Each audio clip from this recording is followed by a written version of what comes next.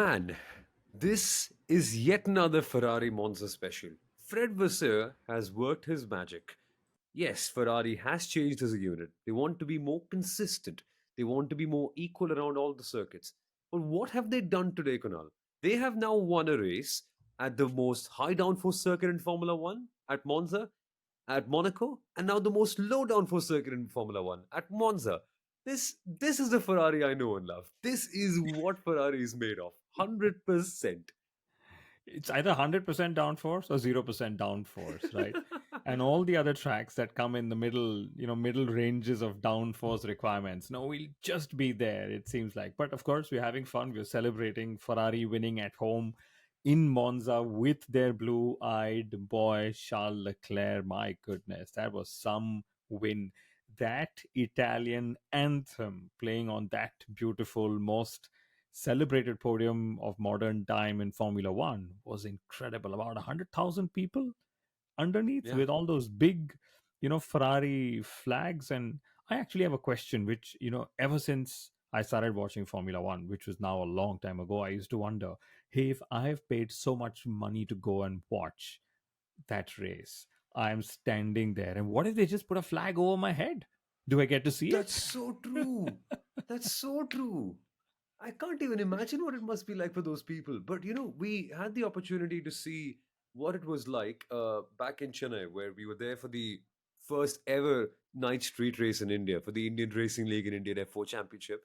And I was commentating along with Sundaram and also Karun Chandok's brother, Suhail, who's an excellent broadcaster by himself. And Suhail got a WhatsApp message from Karun Chandok in the middle of one of our Formula 4 races, where he basically got sent a picture of Karun on the podium, and you can see his smile even though he's not the driver, because look at the crowd, look at the emotion, look at the passion that was there at that point.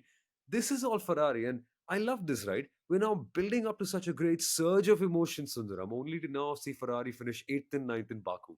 That is a true Ferrari special. I think that would be classic Ferrari, but you're absolutely right.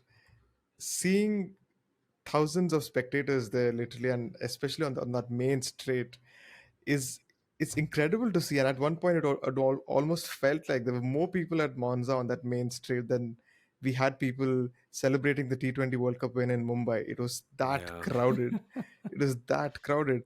But it just goes to show how much the Italians love Formula One, despite all the trouble that Ferrari tend to have from every now and then. They've not won a championship in a very long time, but that loyalty, it speaks for itself. And one thing I actually wanted to mention, the roster for 2025 for Ferrari, all of them have won their home races this season. Yeah. Leclerc at Monaco, Hamilton at Silverstone, and Ferrari at Monza. So they've actually got all the important races. They've won their important races this season. So I think Ferrari's done. Like you mentioned, they could be eighth, ninth, 10th, wherever in Baku or the rest of the races, but they've hit their targets for the year.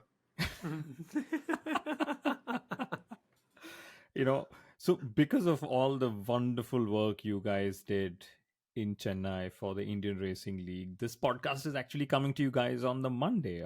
Yeah.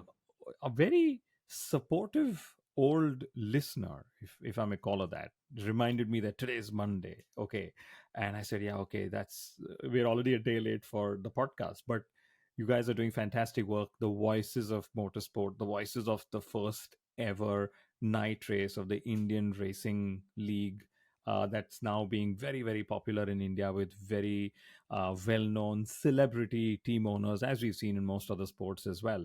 But switching focus to that one big celebrity who won at home in Monza for Ferrari, Charles Leclerc, some really interesting memes that have come out there saying, of course, Charles said, I've won in Monaco and I've won in Monza.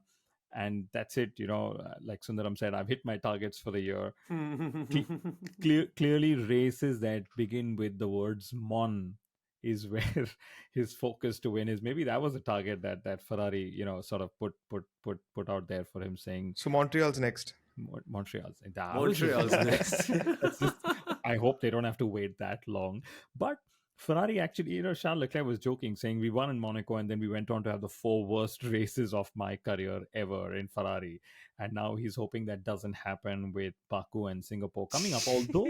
although they believe that Baku and Singapore is where they will be competitive, and if at all their upgrades get exposed, like most upgrades are getting exposed, it will be only Austin, which is like a normal racing circuit, when things might just not work out for Ferrari. So I'm pretty optimistic. I love the fact, I love two things from Monza.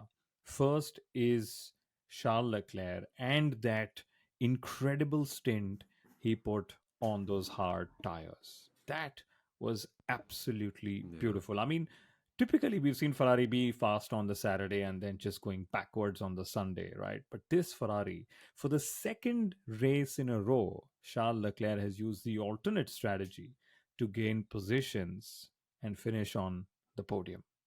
And then the second thing was, when last were we at a race, apart from Singapore last year, where Red Bull Racing was only the fourth fastest team by a Yeah. distance? Yeah. It feels like we're in 2008 all over again. And we should touch up upon Red Bull in a second. No, in But after 10 minutes, we got to after, celebrate this exactly, win. I mean, you have a Michael Schumacher flag right I behind you, do. Soumil. You're a Tifosian living in Mumbai. And I've also got a Red Bull diecast car that also reminds me a lot of what they were like in Monza this weekend, just stuck in one place and packed in a box because that's what their race was like.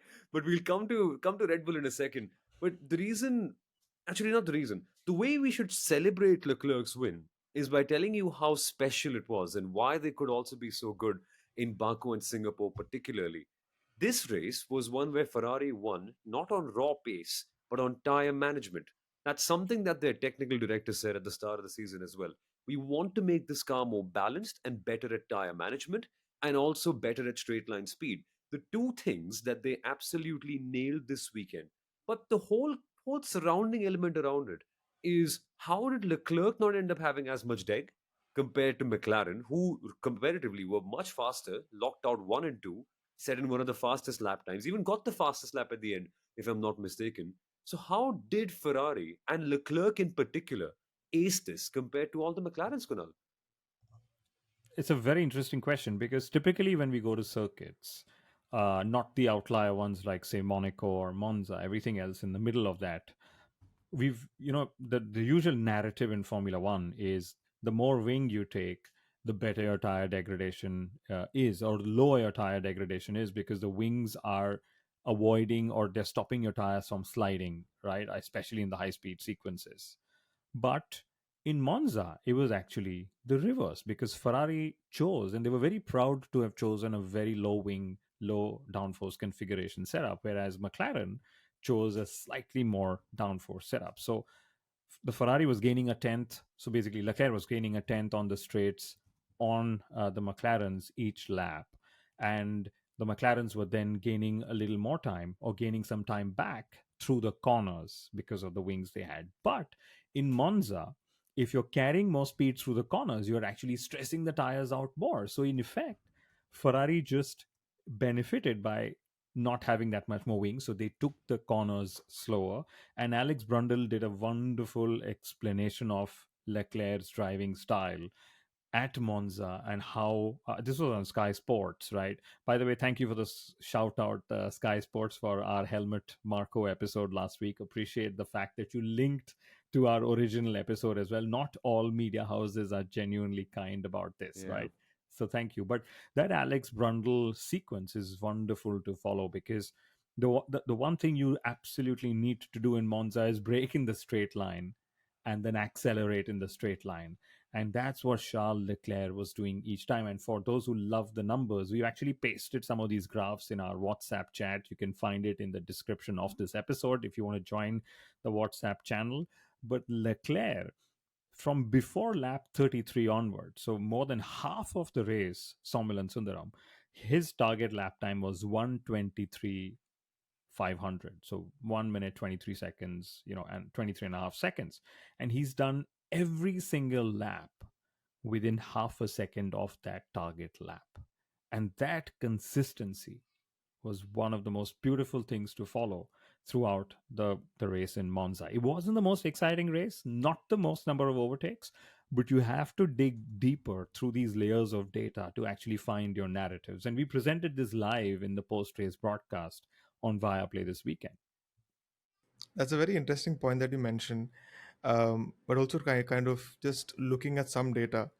The start of the race, the asphalt temperature was somewhere near 50 degrees, and towards the end, it just continuously kept falling further lower and lower, and towards the end, it was somewhere closer to 42, and that is prime McLaren area where they're able to use their tires much better in cooler temperatures. So even when everything probably seemed like would be in their favor, it really wasn't. So a brilliant drive by Leclerc and very being extremely consistent on those hard tires. I still have to do a little bit of digging to understand how he managed to do that, but I'm sure I'm going to be very, very surprised by what I see. No, but this is great from what Charles Leclerc has. This is great from Charles Leclerc in terms of his driving. Everything that he's done to operationally nail it. And we saw the pressure, we saw the focus that he was in towards the final part of the race, where Ferrari kept on giving him instructions. And he said, "No, not now. I need to focus on what I'm doing."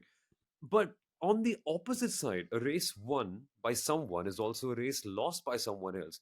And this feels to me like a gift from Woking to Maranello, the opposite of what we had in 2007 when the drawings got leaked and went over to Woking. This is a this is a fresh hot plate handed over to them. Ferrari winning is such a big thing. They've just given them that gift at their home race with both hands. I cannot fathom how this has happened. One of my favorite things to do after I'm done with work, just grab a drink, sit down, chat with your friends. It's all about taking a snapshot in time and just looking back at it and realizing how things could have been different from that moment. We, as friends, talk about any random stuff about football, about how Man United could have been a better team if David Moyes had better players, so on and so forth. But in this particular moment, I want to take a snapshot of that grid and that first lap to see Norris first, Piastri second, Leclerc third, and then McLaren having so many fastest laps. How do you bottle it from there? How would you explain it to a random individual who's just time traveled, Kunal, to tell them that this is what happened eventually?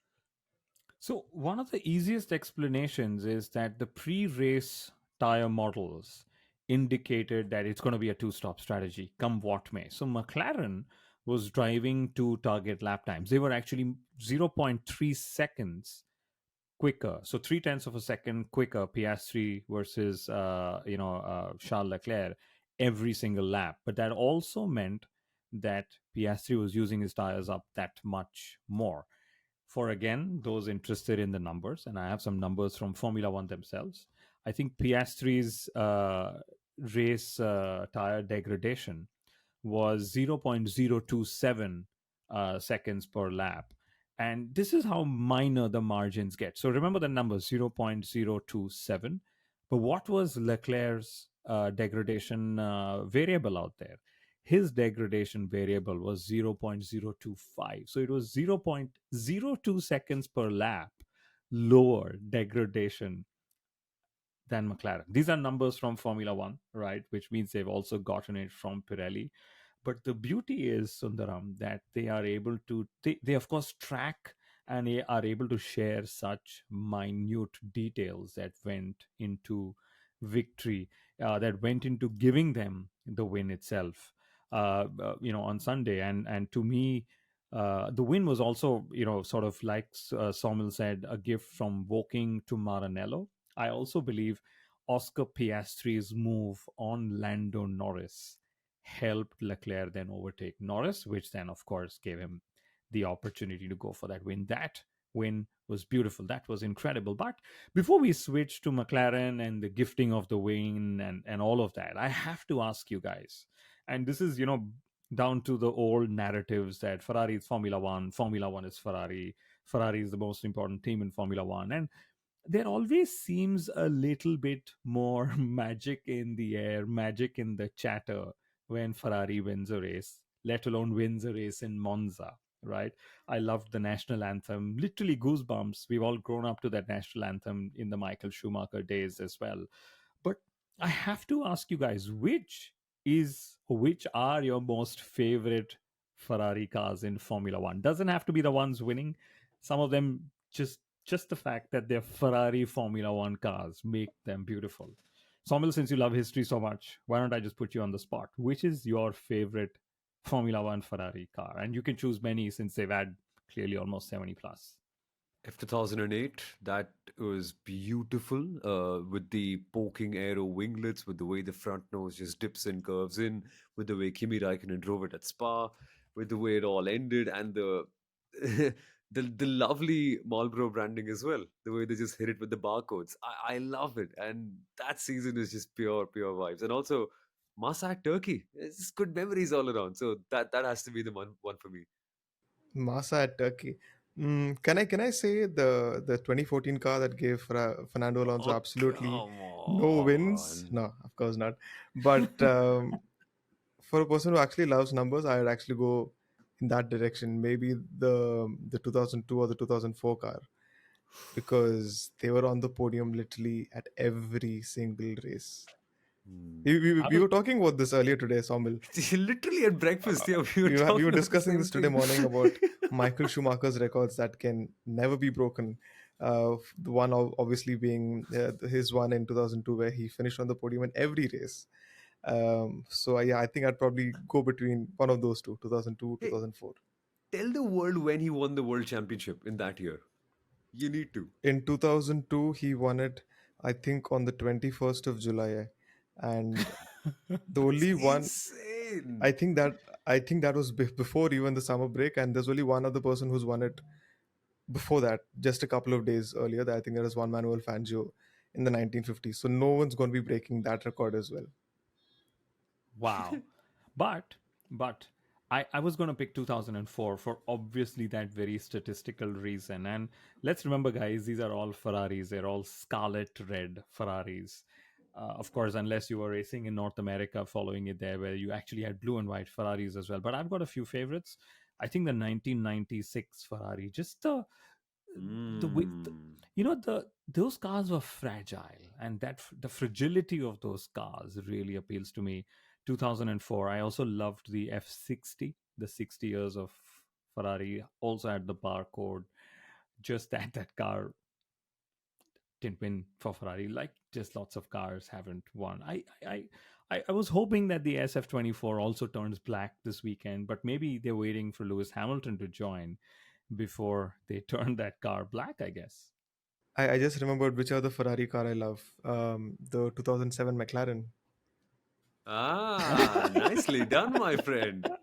Nicely done. I also remembered the step We nose. had we had three Ferrari cars in the top three, of Kimi Raikkonen, Fernando Alonso, and Lewis Hamilton. And yeah, so that's one of the better Ferrari cars that we've seen in recent times. Yes, Kunal. Yeah, but Hey, even we guys are the also step. forgetting the 2024 Haas as well, or the 2016 Haas. That's also a good Ferrari. Yeah, well, 2016 has their first year in Formula One, and I think they finished as high as fifth. No, I think that was the year later. But yes, a good start for Haas I that season. I loved the step nose Ferrari F 2012. I think. 2012, yes. Oh, Yeah, I love you I love these special names no. they give for special years because of 60 years to Ferrari in Formula One, so F60, and now of course there's SF24 that's being raced this season. But yes, Sommel Kunal, seems you very can't upset love with the my choice. Ferrari. You can't love the Ferrari that gave Fernando Alonso so much trauma. I Like you don't, can't love it that much. it's like I don't remember the trauma when it comes to Ferrari or whatever. You just You remember you that. must, Sundaram. You must remember that year very vividly. I try to forget, but I cannot.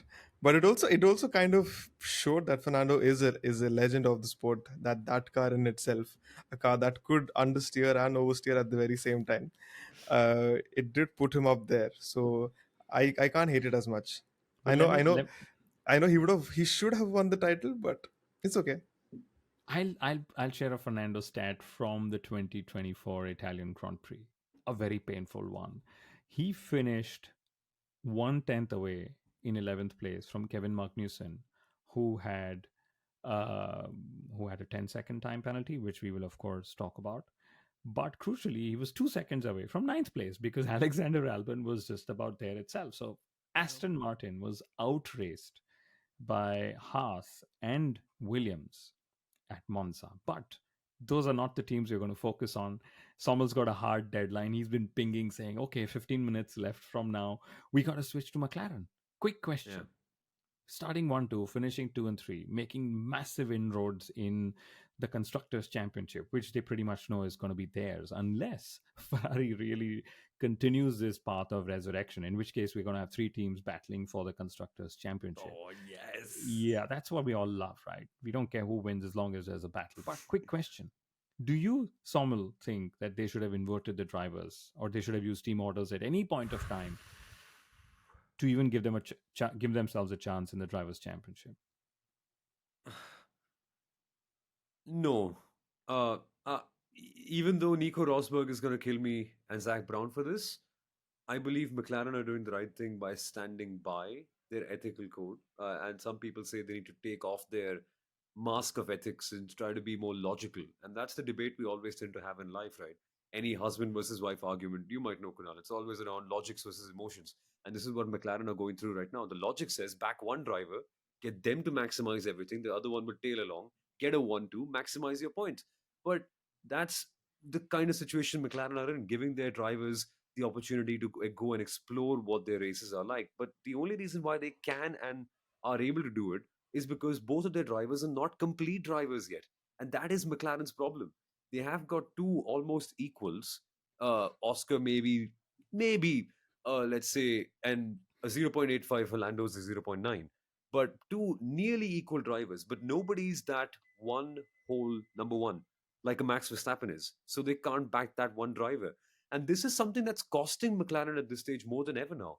That start, Lando Norris, yet another start where he's lost positions. As Sundaram and I were discussing earlier, I'm not sure if he could have done much more to protect against Oscar, because that was just a blinding start by Piastri, which is why we love him so much. And he's also gone out after the race, Oscar, to say that it is in part my fault as well that I didn't nudge the team enough to go for a one stop. In hindsight, that is great mentality. But on the other hand, Lando's gone to the media and said that Oscar got too close for comfort. I am in this space where I don't know if McLaren have their number one driver. It's just point 0.5, point 0.5, which is good for the constructors, but they need someone to step up more often, more consistently. It's not a good problem to have now. It's a bad problem to have now, Kunal, because yes, they're adding constructors points, but it sometimes goes down to their own detriment, this whole ethical game that they're playing. Wow, You know, that was beautifully explained. It's a rant, But yeah. before I respond, I really want to hear what Sundaram has to say. So no, Somil's on the space where I'm glad they didn't use team orders. Let's hear you, Yeah. Sundaram. no, even I'm glad they didn't use team orders. And you were speaking about logic versus emotion. My question is, why is everyone talking so much about Lando Norris's drivers' championship, which is a much more Yeah. difficult task than the constructors' title? Logic for me seems the constructors' title, one they've not won in 17 years. Emotion is constantly running behind Lando Norris's drivers' championship. Yeah. And at this point, having two drivers more consistently giving points has to be the priority than one who has a higher chance of slipping up. McLaren is very, very close to overtaking Red Bull in the constructors' title, but I think they really need to prioritize that on a weekend where Red Bull was starting seventh and eighth. Their priority should have been, let's focus on a 1 2. If we get closer to the drivers' championship, then we can figure how we can give Norris every single point. And it would have set a very bad precedent because Piastri, like Sommel said, put in a blinding start. So everything that he had done would have been undone if they felt, okay, let's swap positions because Norris has a better chance at the drivers' championship. You need to appreciate and not yeah, and you need to appreciate and give the benefit to the person who's had a better start is what I feel. Yeah.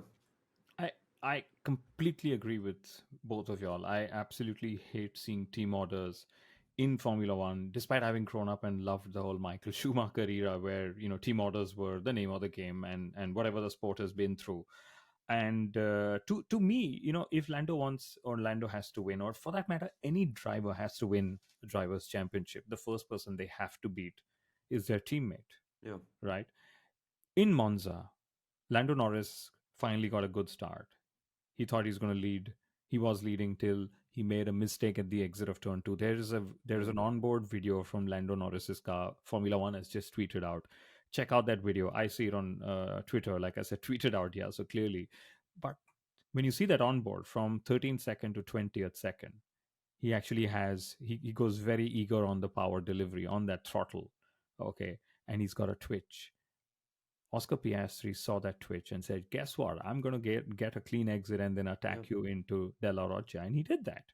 And that was a very very ballsy move. I absolutely loved what Piastri could do there, and just so happens, I mean, Norris has to, and he's himself said, I need to first beat my teammate. Oscar just had a better start, and he did what he did that was so good at it. But then we should also ask the question, and maybe we also know the answer now in hindsight. Like Oscar said, everyone's smarter on the Monday. Clearly, that's why we are recording on the Monday as well. But could the McLaren drivers have risked a one-stop strategy? I feel I feel there's a lack of ruthlessness, which is easy for me to say sitting on my chair. I get why McLaren are doing what they're doing. They're following up, and this is again. Let me frame this properly. McLaren have got to where they are from where they were in the doldrums by following a great set of systems and processes. Processes driven by logic, processes driven by data, and smart decision making. At the very top level, these smart decision making metrics sometimes fail because that's where instinct works. Very few cases. Today was a case of just that, where Leclerc and Ferrari's instinct, in a way, it was handed to them by McLaren boxing. But that is what worked in their favor. The data and the logic said tires are not working. What do? We go for a second set of tires. It's a simple, logical, data based decision. And that's what's gotten McLaren so far. But at that very top, maybe that slight bit of ruthlessness is missing, which is where, in my head, I feel Piastri is the future of that team. Build around him. He's the one who's ruthless. He's the one who will send that move on the outside, knowing that there could be consequences. But I want to be the one taking it. I'm not going to bottle the start. I'm going to be the one who grabs the race by the scruff of its neck and does the best possible job. And even if Lance Stroll might be impeding him and driving like apparently it was his first go kart race, according to Oscar himself, he will do whatever he can to get that final edge, which is something we've seen from Lando sometimes, but not always. And that's where I feel McLaren are right now. It's what has made them so good is what is inhibiting them from getting those big wins time and again, I feel. Somil, I think I should just switch to asking the questions because usually when you ask the questions, you don't give such elaborate, beautiful answers.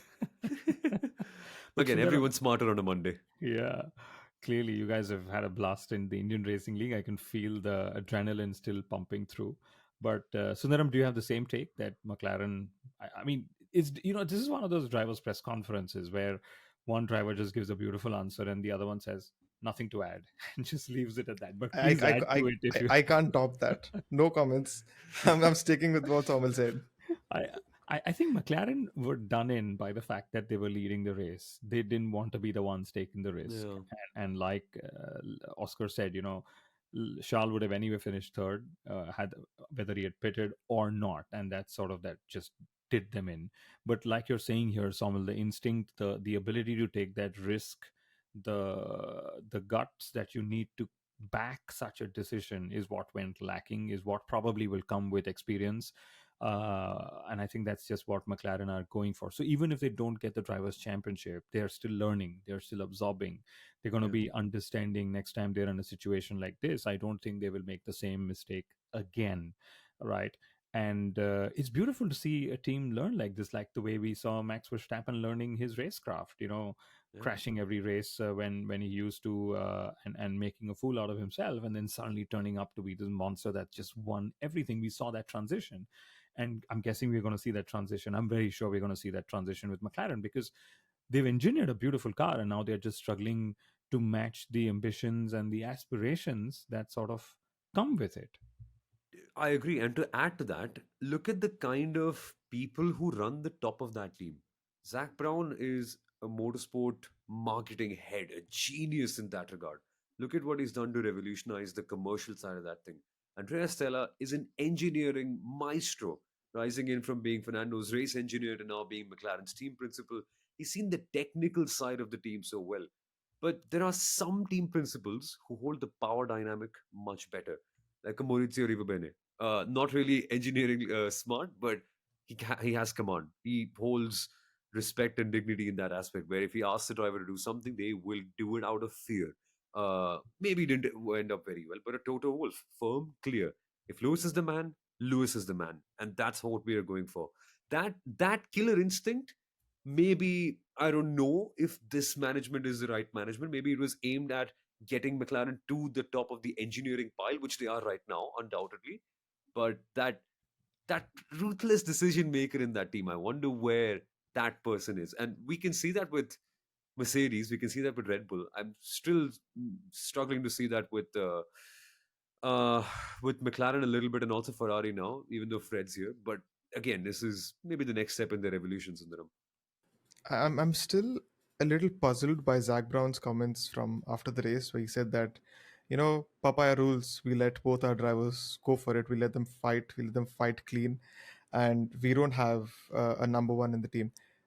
I'm not sure if he's just trying to keep both sides happy because both of them are performing exceptionally well this year. So that you Yeah. choose one over the other one's going to be disheartened and say, I've done just as well. Why am I the number two? But like you said, someone needs to make these hard decisions and say, you know what, we're not clearly saying who's a number one or number two, but on that day, if you are the one who's ahead at turn one or lap one, you get the priority, and we stick to this order because we can maximize points. It doesn't necessarily have to be a number one number two thing. But isn't that what they're doing technically? Like that's what they sort of have in principle, but then I'm still wonder. surprised. Still surprised that they let them fight at the very front. I'm still very surprised that they let them do that. Yeah, Wow. Yeah, I'm actually on the other side of the spectrum. I'm not surprised they let them fight, especially at the start, because the start is when everyone's trying to make inroads into your position, literally your lead or whatever you call it. But at some of the other points of the time, maybe they could have swapped. I don't know. My reading is, if we had to have a new drivers champion this year, it's only going to come via team orders. Period. Okay. yeah. With Max Verstappen struggling so much, there is a very high chance that 70 points gap will be nothing if they really were to engineer all the wins for Lando Norris. But was Norris there? I mean, beyond the start, Norris wasn't even in contention for the win for Yeah. 52 and a half laps of the race. So we should just move on, because the day he is in, yeah, we can, for example, discuss Hungary and question them for team orders, but everything else, pretty pointless, right? Because eventually it was Ferrari and Leclerc that won, not even Red Bull, not even Mercedes, despite George Russell being third fastest, a brilliant qualifying lap. Yeah. That's why I'm put it there. But had this been Ferrari, we would have made a mockery of them for days. And that is what makes me appreciate Red Bull racing so much.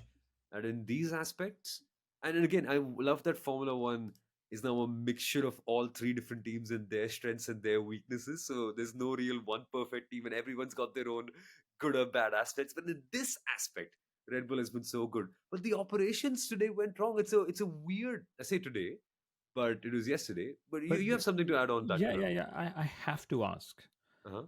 is it papaya rules or mango rules or watermelon rules? Like, I, I like this mango whole, rules. yeah, I think I'd probably, okay, I'm going to take watermelon rules. I don't know. To me, when you corporatize racing so much, okay, and what did Zach Brown say?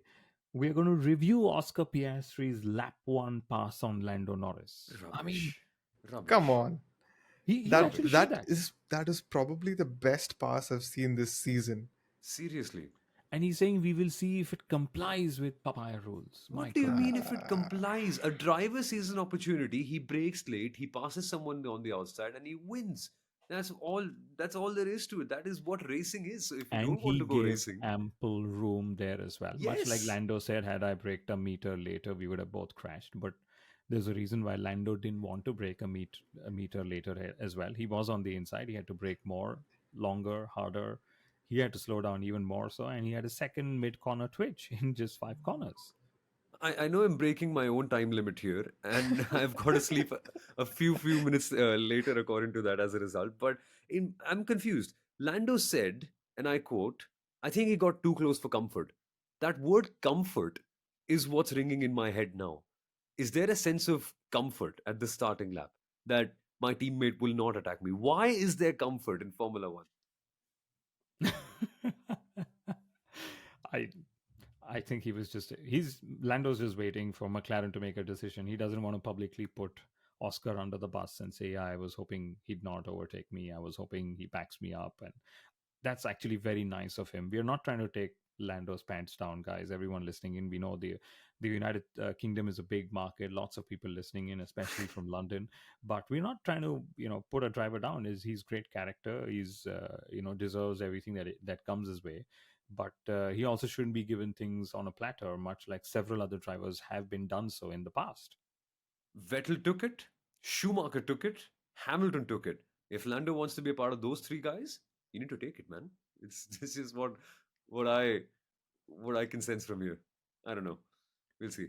On to Lando Norris's best friend in the paddock, Max Verstappen. The Telegraph actually quotes Max Verstappen saying he has found what the problem with the RB20 is. And he has pointed out that problem and told the engineers, go fix that. Now, that really awaits to be seen if that happens because, like I said at the start of the episode, fourth fastest by a distance. They're what, 8 points behind now, or just 8 points ahead in the constructors? It's ridiculous just what has happened to Red Bull.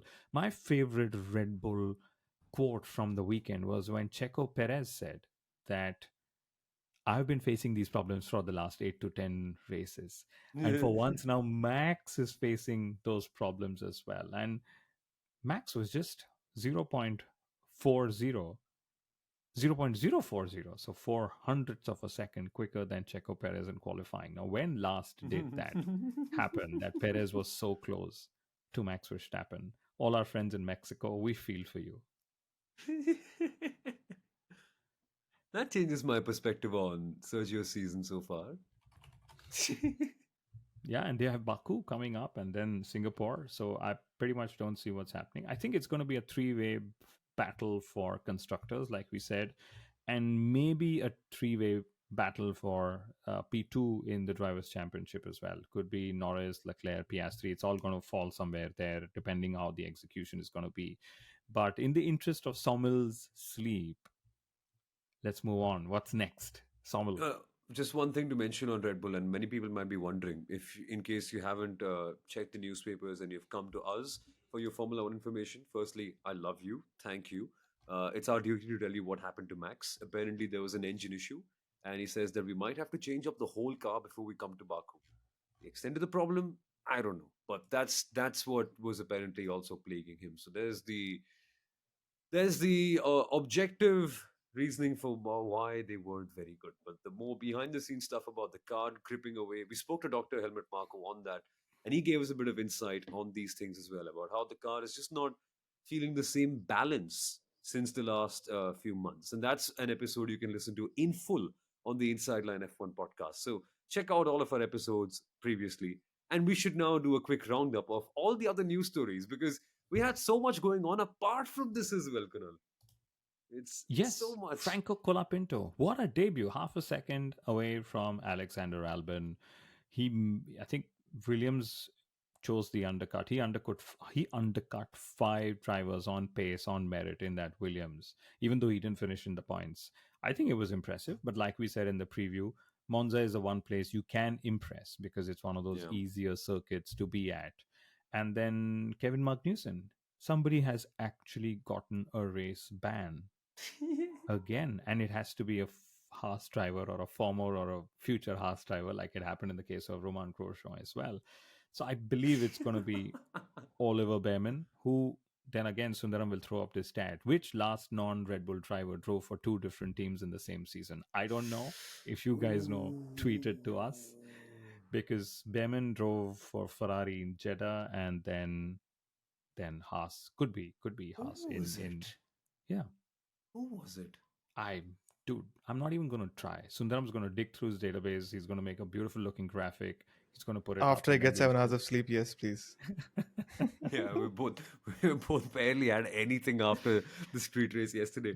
But just a then the final point about that wrap up was Alexander Albon. He had to score those points for Williams. He got into Q3. He scored P9. yeah. And I think that itself was another beautiful delivery. And I strongly believe Williams with two competitive drivers are going to be a headache for all the other teams in the midfield out there. So that's going to be beautiful.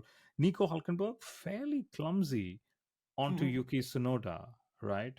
Normally, I don't know if Nico and Kevin were just wearing each other's helmets and driving each other's cars with different names, because Kevin had a Nico-ish race and Nico had a Kevin-ish race. And then Daniel Ricciardo, that move on the braking in the entry of Ascari opening lap on Hulkenberg, very weird. Hulkenberg, beautiful catch. But did you guys see that? Ricciardo was serving a 5-second time penalty and his mechanic touched the front wing by mistake. Oops. And then he had to serve a 10-second stop and go penalty. The most gruesome in-race penalties any driver can get, which are these stop and go penalties. But did we miss out on anything else? Did anyone miss Logan of Sargent? one thing. We missed Logan Sargent. Why? Today is not maybe the right day to tell you more about why we miss him, but the sequence of events was interesting. Nico Hulkenberg got pushed wide by Ricciardo under braking, and then he took out the anger of one AlphaTauri on the other AlphaTauri by hitting Yuki Tsunoda. It's like, I see a blue and white car, I'm going to absolutely ram into it, and I'll figure out later who it was. Incredible. That's what anger management is like. But ending on a little piece of trivia, I just suddenly remembered the question. Kunal, you asked who was the last non-Red Bull driver to drive for two different teams in a single season. You don't have to look beyond 2020, if you can remember. Hulkenberg. No? A certain George Russell. Oh, yes. Yeah. Oh, God. Yes. That's such an anticlimax of yeah, but you're right. Yeah, you're right. And then Oscar Piastri gave us a t-shirt quote whenever it is that we launch our merchandise, which has been in the works for 3 years. I was not surprised you stayed out. I was surprised that you survived. That's what he told Charles Leclerc. And I think they were just so puzzled. Everyone was puzzled because throughout the entire race, the discussion was, is it a 2-lap race? Is it, 2-stopper, 1-stopper, 2-stopper, 1-stopper? And this is the moment, the final moment of this episode where someone's like, this has to end now. We've crossed the 42nd minute mark. But we've had a great race, a great episode. And this Thursday, there's going to be Dr. Helmut Marko, second episode, talking about 20 years of Red Bull racing. Yes. It's going to get nice and spicy. Yeah, we're going to tell you about one driver that Helmut Marko really wanted in Red Bull, but never could sign. One or two? Two of them. Two of them. Yes, indeed. But all of that and more will come shortly, folks. We've got to say goodbye, unfortunately, a little bit earlier than usual, which is saying quite something now that it's 42 minutes in the episode. But we could talk about it for an hour and a half, and we have done for the last few races as well. And we will continue to do so in the other ones as well when we have a lot more time on offer. But thank you for listening, everyone. I hope you've had a great weekend watching the Formula One action. And if you get the chance, just even if you're not in India, just check out India's first ever night street race. We're joining the likes of Jeddah, the likes of Singapore, and the likes of what other city? Las Vegas is hosting a night street race. Very cool event. If you can check it out, that'll be quite awesome. Subscribe to the Indian... Look at me with my broadcast voice on. Subscribe to the Inside Line F1 podcast, and we'll see you in a couple of days, folks. Bye-bye.